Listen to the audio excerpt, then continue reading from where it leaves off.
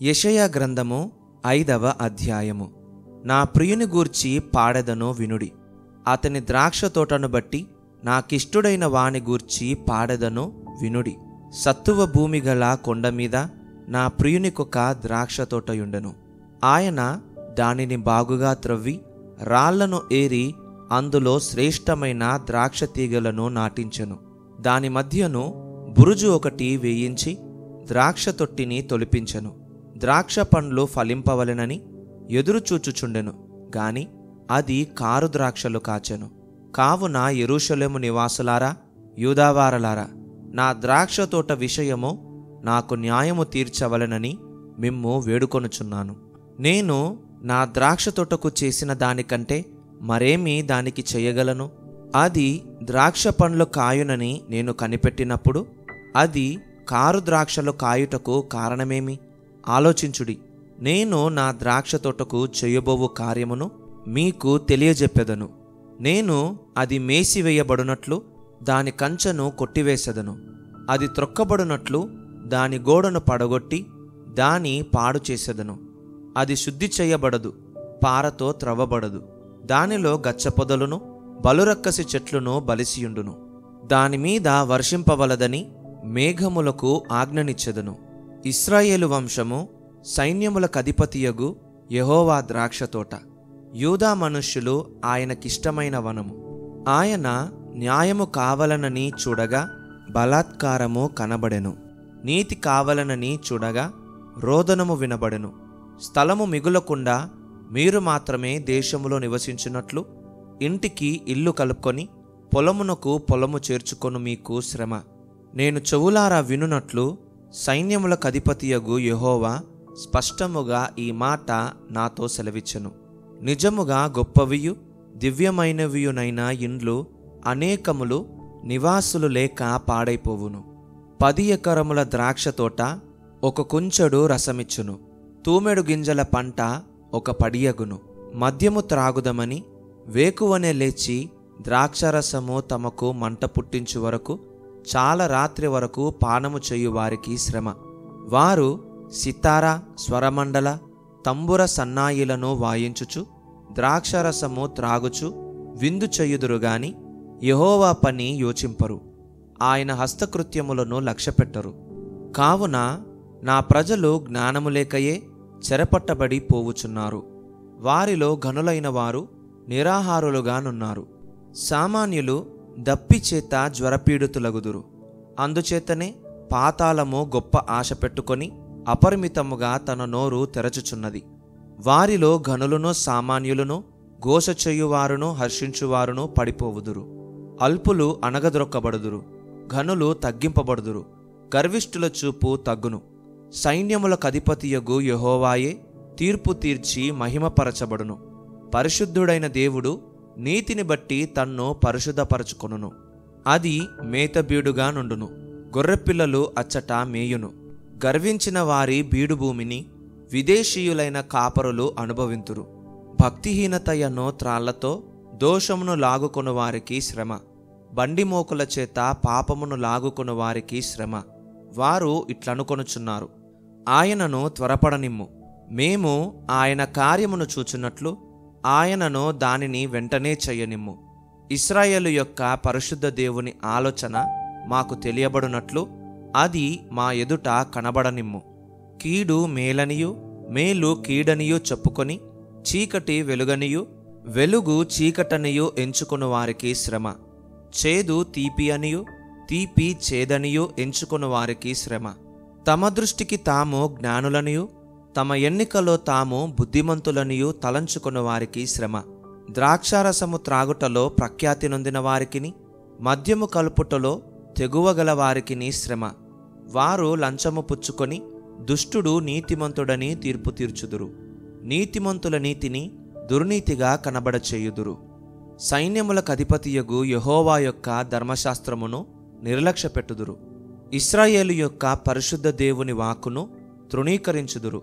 కాబట్టి అగ్నిజ్వాల కొయ్యకాలను కాల్చివేయునట్లు ఎండిన గడ్డి మంటలో భస్మమగునట్లు వారి వేరు కుళ్ళిపోవును. వారి పువ్వు ధూళివలే పైకి ఎగిరిపోవును. దానిని బట్టి యెహోవా కోపము ఆయన ప్రజల మీద మండుచున్నది. ఆయన వారి మీదికి తన బాహువు చాచి వారిని కొట్టగా పర్వతములు వణకుచున్నవి. వీధుల మధ్యను వారి కళేబరములు పెంటవలే పడియున్నవి. ఇంతగా జరిగినను ఆయన కోపము చల్లారలేదు. ఆయన బాహువు ఇంకనూ చాపబడియున్నది. ఆయన దూరముగానున్న జనములను పిలుచుటకు ధ్వజమునెత్తును. భూమి అంతము నుండి వారిని రప్పించుటకు ఈలగొట్టును. అదిగో, వారు త్వరపడి వేగముగా వచ్చుచున్నారు. వారిలో అలసిన వాడైనను తొట్రెల్లువాడైనను లేడు. వారిలో ఎవడునూ నిద్రపోడు, కునుకడు. వారి నడికట్టు విడిపోదు. వారి పాదరక్షల వారు తెగిపోదు. వారి బాణములు వాడిగలవి. వారి విండ్లన్నీయు ఎక్కుపెట్టబడియున్నవి. వారి గుర్రముల డెక్కలు చెకుముకి రాళ్లతో సమానములు. వారి రథచక్రములు సుడిగాలి తిరిగినట్లు తిరుగును. ఆడుసింహము గర్జించినట్లు వారు గర్జించుదురు. కొదమసింహము గర్జించినట్లు గర్జన చెయ్యుచు వేటను పట్టుకొని అడ్డమేమియు లేకుండా దానిని ఎత్తుకొని పోవుదురు. విడిపింపగలవాడెవడునూ ఉండడు. వారు ఆ దినమున సముద్ర ఘోషవలే జనము మీద గర్జన చెయ్యుదురు. ఒకడు భూమి వైపు చూడగా అంధకారమును బాధయు కనబడును. అంతటా ఆ దేశము మీది వెలుగు మేఘముల చేత చీకటియగును. యెషయా గ్రంథము 6వ అధ్యాయము. రాజైన ఉజ్జియా మృతి నొందిన సంవత్సరమున అత్యున్నతమైన సింహాసనమందు ప్రభువు ఆసీనుడయ్యుండగా నేను చూచితిని. ఆయన చొక్కాయి అంచులు దేవాలయమును నిండుకొనెను. ఆయనకు పైగా శరాపులు నిలిచియుండిరి. ఒక్కొక్కరికి 6 రెక్కలుండెను. ప్రతివాడు 2 రెక్కలతో తన ముఖమును, రెంటితో తన కాళ్లను కప్పుకొనుచు, రెంటితో ఎగురుచుండెను.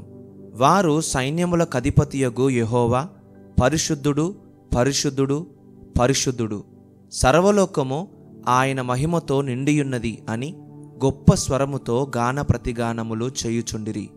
వారి కంఠస్వరము వలన గడప కమ్ముల పునాదులు కదలుచు మందిరము ధూమము చేత నిండగా, నేను అయ్యో, నేను అపవిత్రమైన పెదవులు గలవాడను, అపవిత్రమైన పెదవులు గల జనుల మధ్యను నివసించువాడను, నేను నశించి తిని.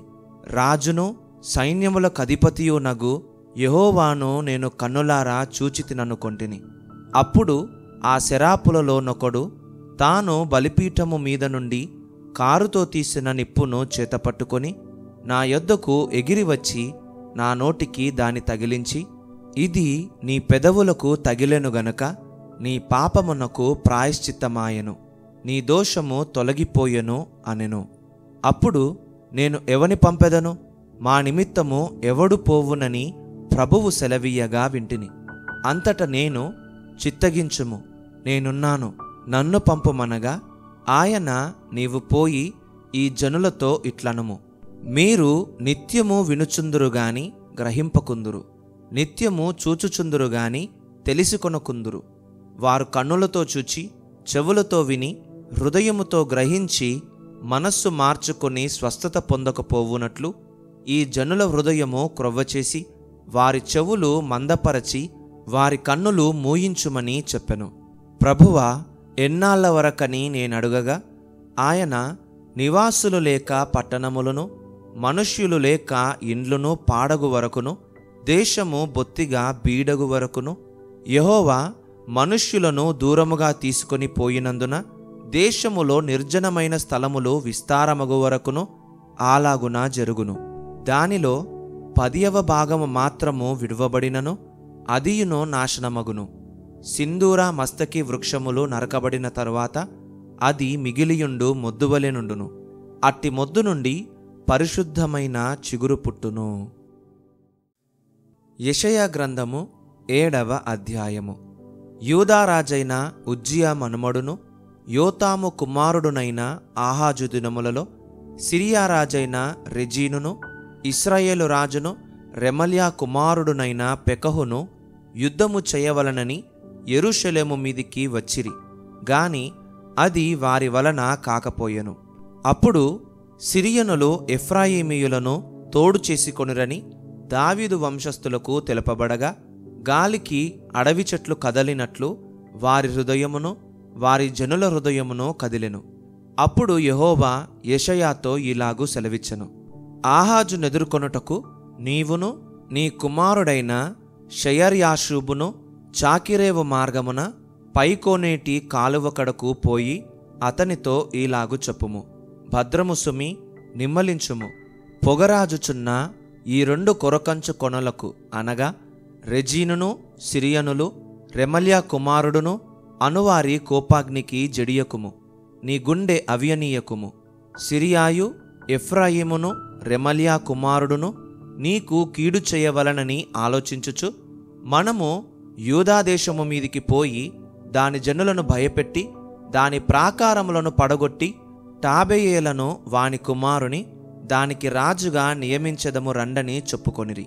అయితే ప్రభువైన యెహోవా ఈలాగు సెలవిచ్చుచున్నాడు: ఆ మాట నిలువదు, జరుగదు. దమస్కు సిరియాకు రాజధాని, దమస్కునకు రెజీను రాజు. 65 సంవత్సరములు కాకమునుపు ఎఫ్రాయిము జనము కాకుండా నాశనమగును. షోమ్రోను ఎఫ్రాయిమునకు రాజధాని, షోమ్రోనునకు రెమల్యా కుమారుడు రాజు. మీరు నమ్మకుండిన ఎడల స్థిరపడకయుందురు. యెహోవా ఇంకను ఆహాజునకు ఈలాగు సెలవిచ్చెను: నీ దేవుడైన యెహోవా వలన సూచననడుగుము. అది పాతాళమంత లోతైననో సరే, ఊర్ధ్వలోకమంత ఎత్తైననో సరే. ఆహాజు నేను అడుగను, యెహోవాను శోధింపనని చెప్పగా అతడు ఈలాగు చెప్పెను: దావీదు వంశస్థులారా వినుడి. మనుష్యులను విసికించుట చాలదనుకొని నా దేవుని కూడా విసికింతురా? కాబట్టి ప్రభువు తానే ఒక సూచన మీకు చూపును. ఆలకించుడి. కన్యక గర్భవతి అయి కుమారుని కని అతనికి ఇమ్మానుయేలను పేరు పెట్టును. కీడును విసర్జించుటకును మేలును కోరుకొనుటకును అతనికి తెలివి వచ్చునప్పుడు అతడు పెరుగు తేనెను తినును. కీడును విసర్జించుటకును మేలును కోరుకొనుటకును ఆ బాలునికి తెలివి రాక మునుపు నిన్ను భయపెట్టు ఆ 2 రాజుల దేశము పాడు చేయబడును. యెహోవా నీ మీదికిని నీ జనము మీదికిని నీ పితరుల కుటుంబపు వారి మీదికిని శ్రమ దినములను ఎఫ్రాయిము యూదా నుండి తొలగిన దినము మొదలుకొని నేటి వరకు దాని దినములను రప్పించును. ఆయన అష్షూరు రాజును నీ మీదికి రప్పించును. ఆ దినమున ఐగుప్తు నదుల అంతమందున్న జోరీగలను అష్షూరు దేశములోని కందిరీగలను యెహోవా ఈలగొట్టి పిలుచును. అవి అన్నియు వచ్చి మెట్టల లోయలలోనూ బండల సందులలోనూ ముండ్ల పొదలన్నిటిలోనూ గడ్డి బీళ్లన్నిటిలోనూ దిగి నిలుచును. ఆ దినమున యెహోవా నది యూఫ్రటీసు అద్దెర నుండి కూలికి వచ్చు మంగళకత్తి చేతను అనగా అష్షూరు రాజు చేతను తల వెండ్రుకలను కాళ్ళ వెండ్రుకలను క్షౌరము చేయించును. అది గడ్డము కూడాను గీచివేయును. ఆ దినమున ఒకడు ఒక చిన్న ఆవును 2 గొర్రెలను పెంచుకొనగా అవి సమృద్ధిగా పాలిచ్చినందున అతడు పెరుగు తినును. ఏలయనగా ఈ దేశములో విడువబడిన వారందరూ పెరుగు తేనెలను తిందురు. ఆ దినమున 1000 వెండి నాణముల విలువగల 1000 ద్రాక్ష చెట్లుండు ప్రతి స్థలమున గచ్చపొదలను బలురక్కసి చెట్లును పెరుగును. ఈ దేశమంతయు గచ్చపొదలతోనూ బలురక్కసి చెట్లతోనూ నిండియుండును. గనుక బాణములను విండ్లను చేతపట్టుకొని జనులు అక్కడికి పోవుదురు. పారచేత త్రొవ్వబడుచుండిన కొండలన్నిటిలోనున్న బలురక్కసి చెట్ల భయము చేతను గచ్చపొదల భయము చేతను జనులు అక్కడికి పోరు. అది ఎడ్లను తోలుటకును గొర్రెలు త్రొక్కుటకును ఉపయోగమగును. యెషయా గ్రంథము 8వ అధ్యాయము. మరియు యెహోవా, నీవు గొప్ప పలక తీసుకొని మహేరు షాలాల్ హష్బజ్ అను మాటలు సామాన్యమైన అక్షరములతో దానిమీద వ్రాయుము. నా నిమిత్తము నమ్మకమైన సాక్ష్యము పలుకుటకు యాజకుడైన ఊరియాను ఎబెరెక్యాయు కుమారుడైన జకర్యాను సాక్షులనుగా పెట్టెదనని నాతో చెప్పగా నేను ప్రవక్తి యొద్దకు పోతిని. ఆమె గర్భవతి అయి కుమారుని కనగా యెహోవా అతనికి మహేరు షాలాల్ హష్బజ్ అను పేరు పెట్టుము. ఈ బాలుడు నాయన అమ్మ అని అననేరక మునుపు అష్షూరు రాజును అతని వారును దమస్కు యొక్క ఐశ్వర్యమును షోమ్రోను దోపుడు సొమ్మును ఎత్తుకొని పోవుదురనెను. మరియు యెహోవా ఇంకను నాతో ఈలాగు సెలవిచ్చెను, ఈ జనులు మెల్లగా పారు షిలోహు నీళ్లు వద్దని చెప్పి రెజీనును బట్టియు రెమల్యా కుమారుని బట్టియు సంతోషించుచున్నారు. కాగా ప్రభువు బలమైన యూఫ్రటీసు నది విస్తార జలములను అనగా అష్షూరురాజును అతని దండంతటిని వారి మీదికి రప్పించును. అవి దాని కాలువలన్నిటి పైగా పొంగి ఒడ్డులన్నిటి మీదనూ పొర్లిపారును. అవి యూదాదేశంలోనికి వచ్చి పొర్లి ప్రవహించును. అవి కుతికలలో తగును. ఇమ్మానుయేలు పక్షి తన రెక్కలు విప్పునప్పటి వలె దాని రెక్కల వ్యాపకము నీ దేశ వైశాల్యమంతటను వ్యాపించును. జనులారా రేగుడి, మీరు ఓడిపోవుదురు. దూరదేశస్థులారా మీరందరూ ఆలకించుడి. మీరు నడుము కట్టుకొనినను ఓడిపోవుదురు, నడుము కట్టుకొనినను ఓడిపోవుదురు. ఆలోచన చేసుకొనినను అది వ్యర్థమగును, మాట పలికినను అది నిలువదు. దేవుడు మాతోనున్నాడు, ఈ జనుల మార్గమున నడవకూడదని యెహోవా బహుబలముగా మాతో చెప్పియున్నాడు. నన్ను గద్దించి ఈ మాట సెలవిచ్చెను. ఈ ప్రజలు బందుకట్టు అని చెప్పునదంతయు బందుకట్టు అనుకొనకుడి. వారు భయపడుదానికి భయపడకుడి, దానివలన దిగులు పడకుడి. సైన్యములకధిపతియగు యెహోవాయే పరిశుద్ధుడనుకొనుడి. మీరు భయపడవలసిన వాడు ఆయనే, ఆయన కోసరమే దిగులు పడవలెను. అప్పుడాయన మీకు పరిశుద్ధ స్థలముగా నుండును. అయితే ఆయన ఇశ్రాయేలు యొక్క 2 కుటుంబములకు తగులు రాయిగాను అభ్యంతరము కలిగించు బండగాను ఉండును. యెరూషలేము నివాసులకు బోనుగాను చిక్కువలగాను ఉండును. అనేకులు వాటికి తగిలి తొట్రిల్లుచు పడి కాళ్ళు చేతులు విరిగి చిక్కుబడి పట్టబడుదురు. ఈ ప్రమాణ వాక్యమును కట్టుము, ఈ బోధను ముద్రించి నా శిష్యులకప్పగింపుము. యాకోబు వంశమునకు తన ముఖమును మరుగు చేసుకొను యెహోవాను నమ్ముకొను నేను ఎదురుచూచుచున్నాను. ఆయన కొరకు నేను కనిపెట్టుచున్నాను. ఇదిగో నేనును యెహోవా నాకిచ్చిన పిల్లలను సీయోను కొండ మీద నివసించు సైన్యములకధిపతియగు యెహోవా వలని సూచనలుగాను మహత్కార్యములుగాను ఇశ్రాయేలీయుల మధ్య ఉన్నాము. వారు మిమ్మును చూచి కర్ణపిశాచి గలవారి యొద్దకును కిచకిచలాడి గొనుగు మంత్రజ్ఞుల యొద్దకును వెళ్ళి విచారించుడని చెప్పునప్పుడు జనులు తమ దేవుని యొద్దనే విచారింపవద్దా? సజీవుల పక్షముగా చచ్చిన వారి యొద్దకు వెళ్ళదగునా? ధర్మశాస్త్రమును ప్రమాణవాక్యమును విచారించుడి. ఈ వాక్య ప్రకారము వారు బోధించని ఎడల వారికి అరుణోదయము కలుగదు. అట్టివారు ఇబ్బంది పడుచు ఆకలిగొని దేశ సంచారము చెయ్యుదురు. ఆకలిగొనుచు వారు కోపపడి తమ రాజు పేరను తమ దేవుని పేరను శాపములు పలుకుచు మీద చూతురు. భూమి తట్టు తేరిచూడగా బాధలును అంధకారమును దుస్సహమైన వేదనయు కలుగును. వారు గాఢాంధకారములోనికి తోలివేయబడెదరు. యెషయా గ్రంథము 9వ అధ్యాయము. అయినను వేదన పొందిన దేశము మీద మబ్బు నిలువలేదు. పూర్వకాలమున ఆయన జబూలూను దేశమును నఫ్తాలి దేశమును అవమానపరచెను. అంత్యకాలమున ఆయన సముద్ర ప్రాంతమును అనగా యోర్దాను అద్దరిని అన్యజనుల గలిలయ ప్రదేశమును మహిమగలదానిగా చేయుచున్నాడు. చీకటిలో నడుచు జనులు గొప్ప వెలుగును చూచుచున్నారు. మరణఛాయగల దేశ నివాసుల మీద వెలుగు ప్రకాశించును. నీవు జనమును విస్తరింపజేయుచున్నావు, వారి సంతోషమును వృద్ధిపరచుచున్నావు. కోతకాలమున మనుష్యులు సంతోషించున్నట్లు, దోపుడు సొమ్ము పంచుకొనువారు సంతోషించున్నట్లు వారు నీ సన్నిధిని సంతోషించుచున్నారు.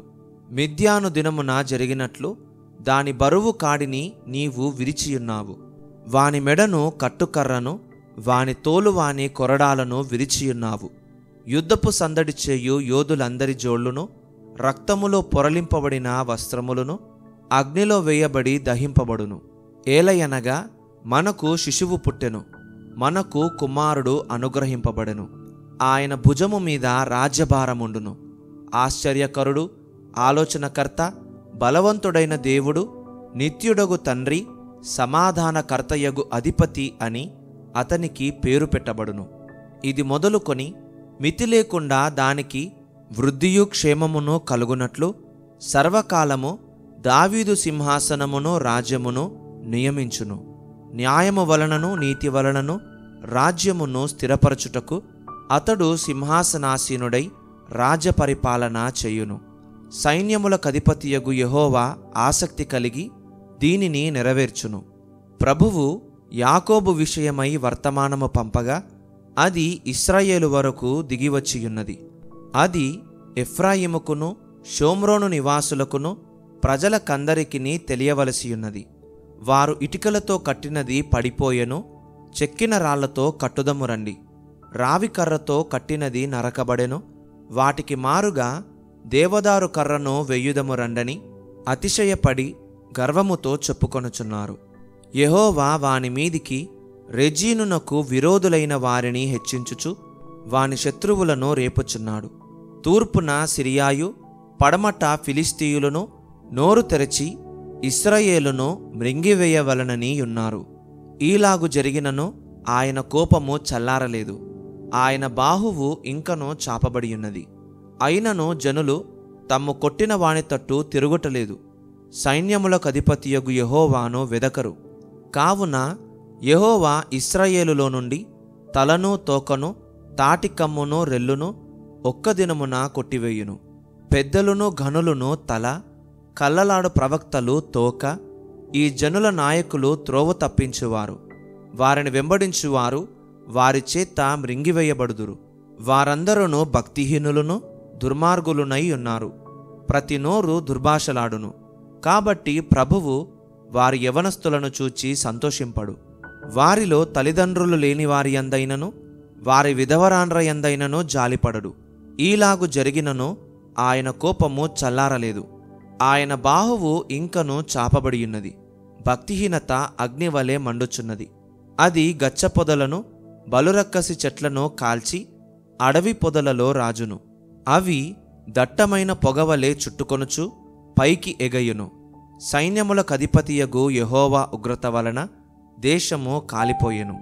జనులను అగ్నికి కట్టెలవలేనున్నారు, వారిలో ఒకనినొకడు కరుణింపడు. కుడిప్రక్కన ఉన్నదాని పట్టుకొందురుగాని ఇంకను ఆకలిగొనియుందురు, ఎడమ ప్రక్కన ఉన్నదాని భక్షించుదురుగాని ఇంకను తృప్తి పొందకయుందురు. వారిలో ప్రతివాడు తన బాహువును భక్షించును. మనష్షే ఎఫ్రాయిమును, ఎఫ్రాయిము మనష్షెను భక్షించును. వీరిద్దరూ ఏకీభవించి యూదా మీద పడుదురు. ఈలాగు జరిగినను ఆయన కోపము చల్లారలేదు, ఆయన బాహువు ఇంకను చాపబడియున్నది. యోర్దాను అద్దరిని అన్యజనుల గలిలయ ప్రదేశమును మహిమగలదానిగా చేయుచున్నాడు.